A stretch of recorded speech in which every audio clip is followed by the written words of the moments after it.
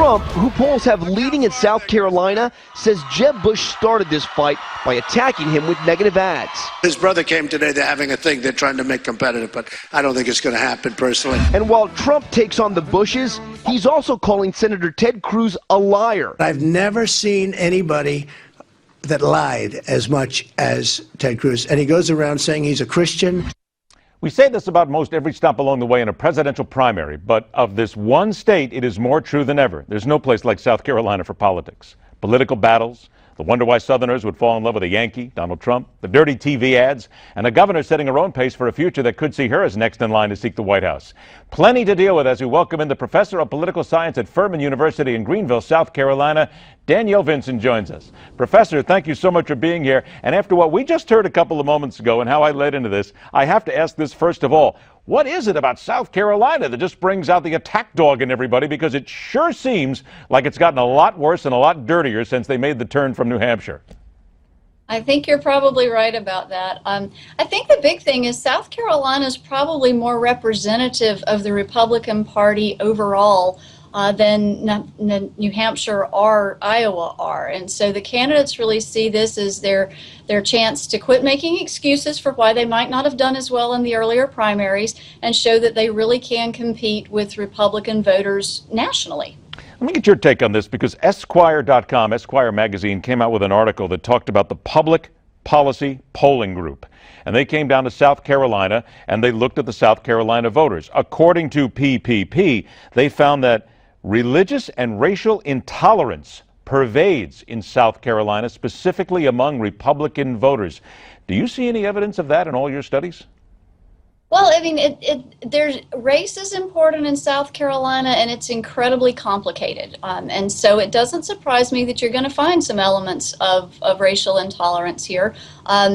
You're not likely to find them in Vermont, quite honestly, because there are not as many minorities in Vermont. And so it does become an element. I wouldn't say it's going to be pervasive among Republicans, but it certainly does exist among some voters in South Carolina. Do South Carolina voters worry when they hear Donald Trump, Ted Cruz, Marco Rubio, anybody, and they hear all these promises? Do they worry that really all they're doing is just playing them, quite frankly? Just using what they know all those studies tell us in here? I'll tell you what you want to hear as long as you get me out of here with a win.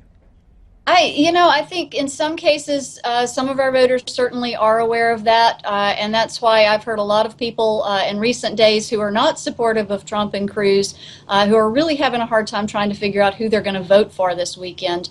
But I think for some of those, particularly for some of the Trump and Cruz voters, right now, they are just looking for a candidate that can voice their anger and frustration with the way politics is working. I don't think they're really thinking beyond, can this person really do this if they get elected in November? I think they're just looking for somebody who's saying what they're thinking. Do you think there are people in South Carolina who will, Donald Trump leads by 2-1 in so many of the polls, but some people I've heard recently have said, it's a little different when you walk into that voting booth in November and you got to pull the lever. Do you think in South Carolina there's a lot of people who would think twice before they pulled the lever for Cruz, Rubio, or Trump, whomever they now seem to be following? I particularly with Trump, I see that. I think for Cruz and Rubio, that may be less of an issue. But I do think there are voters right now who would really struggle with what they're going to do in November if Trump is the nominee. I don't know that they'd vote for Hillary Clinton or Bernie Sanders, but they might well stay home on Election Day. That is going to be an interesting thing to follow. I got about a minute left here. I mentioned Nikki Haley a moment ago, the governor of South Carolina. She said that the person she would support would not be Donald Trump. She said, you don't want a president that's just going to bash and sit there and tell us what we're not doing right. She threw down the hammer, and then she supported Marco Rubio. And the polls say that Donald Trump leads very big. Was that a dicey move by her, a real gamble?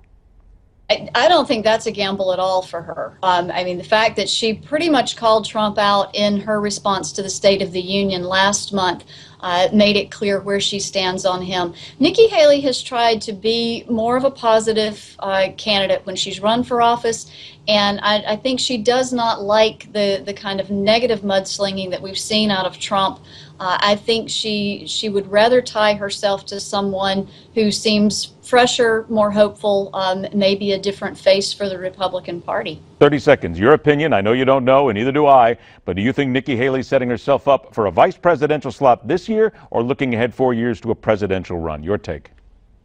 I think she'd probably be interested maybe in a VP position or even a cabinet position. But I also think she's got a much longer term view of what she wants to do. And I don't think she's going to want to be out of politics when her term as governor expires within the next couple of years. No. I will tend to agree with you right there. I kind of get the feeling that Nikki Haley is in this for the long haul. And whether it's now or in 2020, we're definitely going to see her again. Professor Danielle Vinson, it's an absolute pleasure. Thank you so much for joining us. Look, South Carolina is just one place. We're going to call on you again, and we're going to talk more about this because I have a feeling you know pretty much what happens in a lot of these states. I want to thank you very much for your time. No matter where we go, South Carolina, Nevada, doesn't make a difference. It just seems to get a little dirtier along the way, and that's why we got to keep following this every single time. Stay with us. The Hardline continues.